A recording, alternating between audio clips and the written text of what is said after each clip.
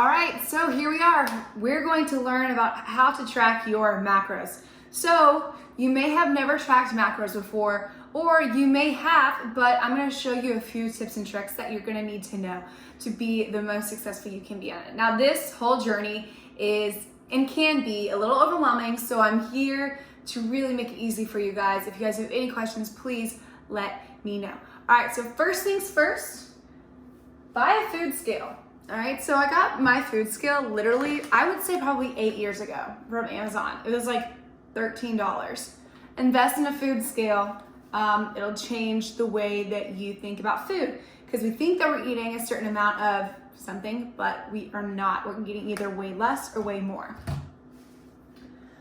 Change your goals in MyFitnessPal. So underneath meal plans, you're gonna see your PDF and you're gonna see the goals that I set for you.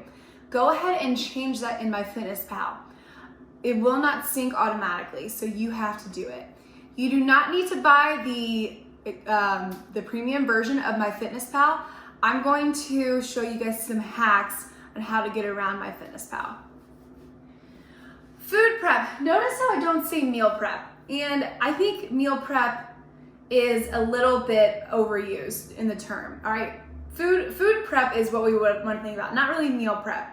So what I have experimented with, I've done where I've prepped all my meals for the entire weeks, and that takes a lot of time, guys. You're looking at like 4 hours on Sunday. And I don't know about you, but I don't want to spend 4 hours on my Sunday cooking food. But I do know that some things need to be done, like food prep is very important. So I have decided not to food prep and do a meal service. That is something else that you can do instead.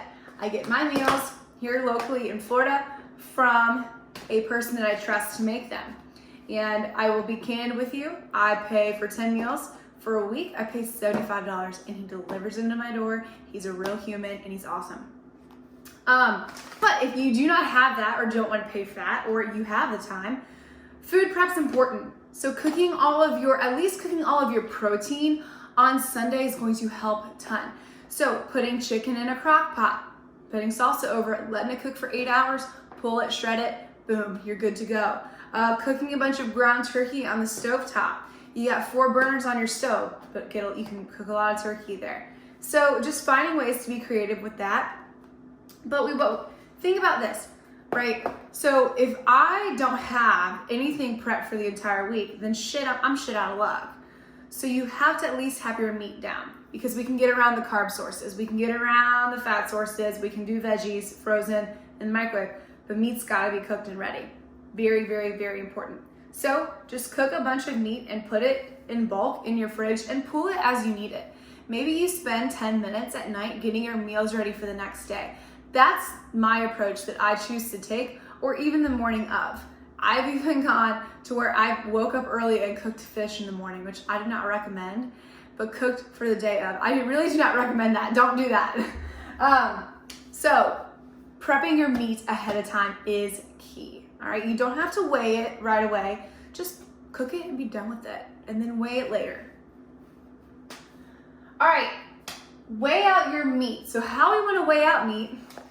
So I have all my meat weighed out for me from my guy, but I'm going to pretend like I don't.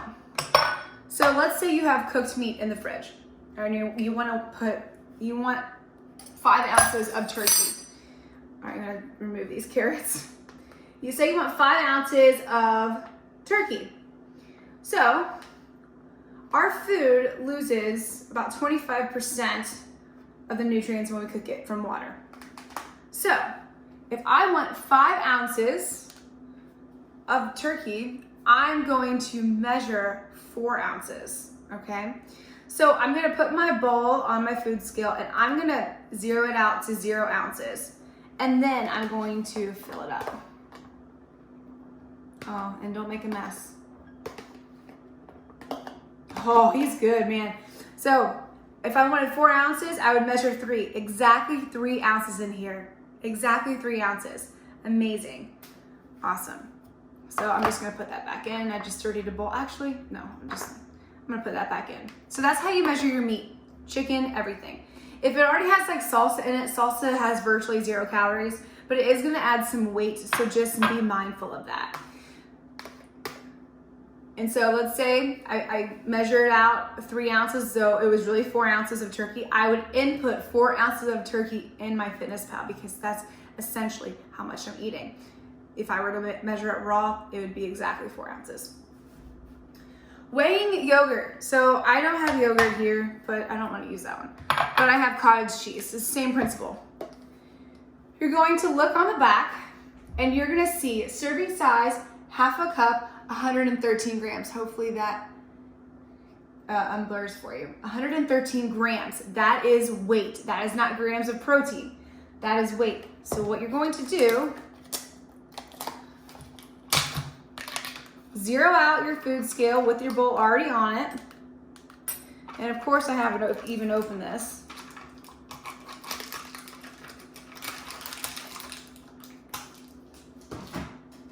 All right, so I have my units and zero. Okay, so I want 113 grams because this is what the serving says. 1 gram of fat, 5 grams of carbs, 12 grams of protein. So I'm gonna get 113 grams and I'm just going to measure at 113 grams. Cool. 112, that's good enough. There I have my serving of cottage cheese or yogurt, however you want to do that. So that's yogurt. Peanut butter. So many people overeat peanut butter. And I was one of those people. Don't worry, we've all been there, okay? But I'm gonna show you how to weigh it properly. Because people will just be like, oh, it's a tablespoon. You never wanna weigh based off of volume. You wanna weigh off of weight, not by volume. Volume is like cups, tablespoons, things like that. So, 1 tablespoon is, okay, 2 tablespoons is 32 grams. So 1 tablespoon would be 16. So I'm going to get 16. So I'm subtracting, so it'll say negative 16. All right, guys, are you ready to be blown away? This is 1 tablespoon of peanut butter. Do you eat 1 tablespoon of peanut butter only when you say that you do in your MyFitnessPal? That's 1 tablespoon of peanut butter. Put that away, save that. So guys, as you can see, weighing is so important. Now, our goal isn't to weigh food for the rest of our life, but you want to learn, and you want to learn how to do things the right way. All right, so let's talk about dry food. So I have some rice snacks here. These are awesome. These are Aldi brand, but really low carb for a lot of volume. 5 grams of fat because they're the cheddar kind, but if you buy like the caramel or the chocolate or the cinnamon, they're not going to be as much in fat. So if you look on the back, serving size says 17 pieces. Don't count the pieces, or 30 grams of weight. All right, so we're gonna measure out 30 grams. Zero out my food scale here. My dog is looking at me like, are you gonna drop any for me?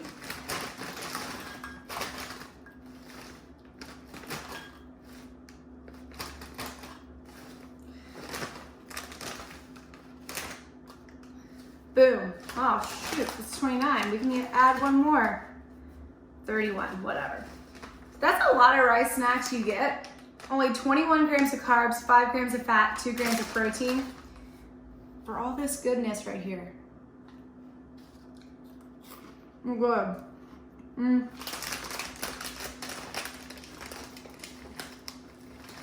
I'll save that for later. All right. So I kind of went over packaged foods right then and there. If you're going to do something like you're going to add sauce or, like in my case, sour cream to something, you can put your meal on the food scale. So 2 tablespoons of sour cream would be 30 grams, and then you would just dollop on 30 grams until your food scale says it. So pretty self-explanatory there. If you had some kind of sauce, you'd pour it over and salad dressing, that's very important. Put your salad on here and then measure out what exactly would be the serving size for your dressing. That's also very important because we will overeat some salad dressing, man. I will tell you. Hey, and I will too, man. I love like my lettuce swimming in my ranch. It's good stuff, but gotta be careful. Okay, before we get to alcohol, I want to talk about egg whites. You can do this by weight. I typically don't go that crazy with my egg whites. I will just do them by cup. It says here that you're gonna see a serving size of tablespoons, but in MyFitnessPal, you'll find where you can change it to cups. Highly recommend you do it by cups because 3 tablespoons is nothing. It's like 5 grams of protein. I would not even want to cook it at that point. There'd be no point. I usually just get like a measuring cup and then I just pour it and then I just make sure it's level. And I don't go too crazy with my egg whites, but do measure it by cup. And you can drink these raw, put them in a protein shake. They're pasteurized, so there's not gonna give you salmonella. Okay. Now that I made a mess, we're gonna go over alcohol just real quick. I will have a separate video on how to track alcohol, but I wanted to show you these 2 things. So you have a Corona Light, and then you have this delicious looking Jack Daniel's Southern Peach drink.